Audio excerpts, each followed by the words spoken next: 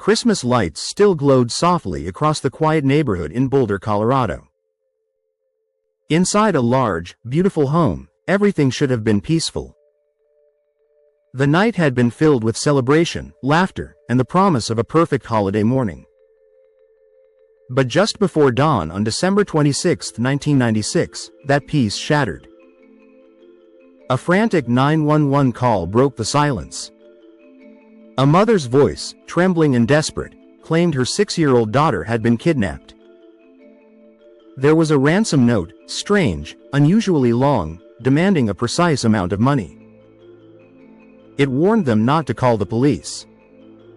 But the police had already been called. Hours later, the unimaginable happened.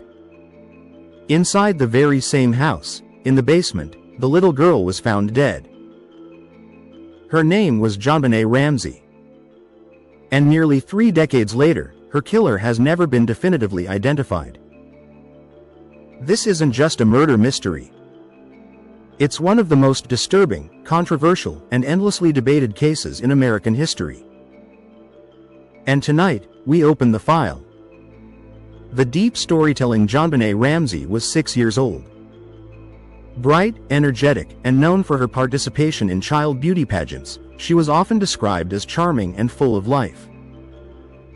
Her family, the Ramseys, lived in an upscale neighborhood in Boulder. Her father, John Ramsey, was a successful businessman. Her mother, Patsy Ramsey, was deeply involved in her daughter's pageant life. They appeared, from the outside, to be a picture-perfect American family. Christmas Day of 1996 had been typical for the Ramseys. Gifts were opened. Photos were taken. Smiles were shared. That night, after visiting friends, the family returned home. JonBenét was reportedly carried upstairs, already asleep. Nothing seemed out of place. But in the early hours of the morning, Patsy Ramsey would make a discovery that would change everything. On the staircase, she found a ransom note. It wasn't just any note. It was long, over 2 pages, written on paper from inside the house. It demanded exactly $118,000, a figure oddly similar to John Ramsey's recent bonus. The note claimed JonBenét had been kidnapped by a small foreign faction, and warned that any involvement of authorities would result in her death. Despite that warning, Patsy immediately called 911. Police arrived quickly, but from the very beginning, the scene was anything but controlled. Friends and neighbors were invited into the home.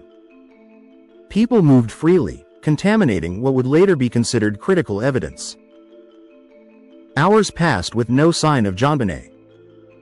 Then, around 1 p.m., John Ramsey made a horrifying discovery in the basement.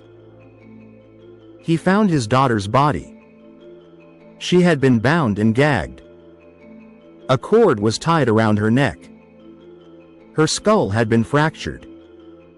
The crime scene was unlike anything investigators had expected from a supposed kidnapping. From that moment on, the case shifted from a missing child to a homicide, one surrounded by confusion, missteps, and chilling questions. The cold case clues the ransom note remains one of the strangest pieces of evidence ever seen in a criminal case. Experts noted its unusual length and tone. It included movie-like phrases and seemed almost theatrical. Even more disturbing, handwriting analysis could not conclusively rule out Patsy Ramsey as the author, though it never definitively proved she wrote it either. Then there was the garrote, a crude strangulation device made from a cord and a broken paintbrush handle found in the home. This suggested a level of brutality and possibly staging that deeply puzzled investigators. The autopsy revealed that JonBenét had suffered a severe skull fracture as well as strangulation. The timing of these injuries sparked debate. Did the head injury come first? Or the strangulation? The answer could drastically change the understanding of what happened that night. There were also signs of possible prior sexual abuse, though this point has remained highly controversial among experts. Fibers found on the body were reportedly consistent with clothing worn by Patsy Ramsey. Meanwhile, a small amount of unidentified male DNA was discovered in JonBenét's underwear. This DNA would later become a focal point for those who believed an intruder was responsible.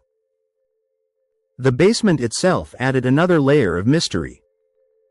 The room where JonBenét was found was rarely used, almost hidden. A broken window in the basement raised questions about a possible point of entry, but spiderwebs around the window appeared undisturbed. And then there was the pineapple. Partially digested pineapple was found in JonBenét's stomach, suggesting she had eaten shortly before her death. A bowl of pineapple was found in the kitchen, with fingerprints belonging to Patsy and JonBenét's brother, Burke Ramsey. Yet both parents claimed JonBenét had gone straight to bed that night. These small, unsettling inconsistencies began to form a much larger puzzle. Before we dive deeper into the theories, take a moment to like this video, subscribe to Shadow Files, and share this story. Cases like this stay alive because people keep asking questions, and sometimes, those questions lead to answers. The first and most widely debated theory is that someone inside the Ramsey household was responsible. Supporters of this theory point to the ransom note being written inside the home, the lack of forced entry, and the presence of fibers linking Patsy Ramsey to the scene. Some believe the crime may have been accidental, perhaps a fatal blow during a moment of anger or panic, followed by a staged kidnapping to cover it up. Within this theory, speculation has even extended to JonBenét's older brother, Burke Ramsey, who was 9 at the time. Some suggest a sibling altercation could have escalated tragically. However, no charges were ever filed against him, and he has consistently denied any involvement. The second major theory is the intruder theory. According to this idea, an unknown person entered the home, possibly through the basement window, and committed the crime. Supporters point to the unidentified male DNA as key evidence. They argue that the ransom note could have been written by the intruder, though this raises questions about the time and risk involved. This theory suggests a calculated, premeditated act, possibly by someone familiar with the family or the layout of the house. A third theory explores the idea of a botched kidnapping. In this scenario, the perpetrator intended to abduct JonBenét for ransom but panicked when something went wrong, leading to her death. The ransom note would support this idea, but the brutality of the crime and the decision to leave the body in the house complicate it. Finally, there are more fringe and controversial theories, some even bordering on the paranormal or conspiratorial. These suggest everything from elaborate cover-ups involving powerful individuals to claims of ritualistic elements in the crime. While these theories capture public imagination, they remain largely unsupported by concrete evidence. What makes the JonBenét Ramsey case so haunting is that every theory seems to raise as many questions as it answers. Why write such a long ransom note inside the house? Why leave the body behind? Why has the DNA never led to a definitive suspect? And perhaps most chilling of all, did someone close to her know exactly what happened that night? Closing years have passed. The house has changed hands. The headlines have faded. But the mystery remains. JonBenét Ramsey was more than a headline. She was a child with a future that was stolen in the darkest possible way. Her case continues to echo through true crime history, a reminder of how even the most high-profile investigations can leave us without answers. If you believe you know what happened, or if one of these theories stands out to you, share your thoughts in the comments.